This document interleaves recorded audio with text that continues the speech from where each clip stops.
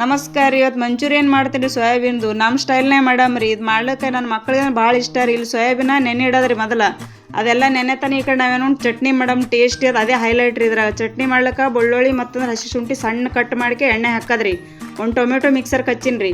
ಅವೆಲ್ಲ ಕೆಂಪಗಾದ್ಮೇಲೆ tomato ಹಾಕೋರಿ. Tomato ಹಾಕಿ ಖಾರ ಅರಿಶಿನ ಉಪ್ಪು ಧನಿಯಾ ಪುಡಿ ಎಲ್ಲ ಹಾಕಿಕೆ ನೀರಾಗ ಕುದಿಲಕ್ಕೆ ಬಿಡ್ರಿ. ಅದು ನೀರಿನಂಗೆ ಐತ್ರಿ. ಗಟ್ಟಿ ಮಾಡ್ಲಿಕ್ಕೆ ಒಂದೇ ಒಂದು ಟೀ ಸ್ಪೂನ್ ಕಾರ್ನ್ಫ್ಲೋರ್ ಹಾಕಿ ಒಂದು ಜರ ಸೋಯಾ ಸಾಸ್ ಹಾಕಿ ಕುದಿಸಿರೋದು ಕಲರ್ ಅದಸಿನ ಸೋಯಾ ಸಾಸ್ ಹಾಕಿನ್ರಿ. ಹಾಕಿಕ್ಕೆ ಚಂದ ಒಂದು ಸ್ಪೂನ್ ಸಕ್ಕರೆ ಹಾಕ್ರಿ. ಒಳಗೆ ಜರ ಟೇಸ್ಟ್ ಬರ್ಬೇಕು ರುಚಿ ಹಂಗೆ. ಈ ಚಟ್ನಿನೇ ಹೈಲೈಟ್ ರೀ ಅದಕ್ಕೆ.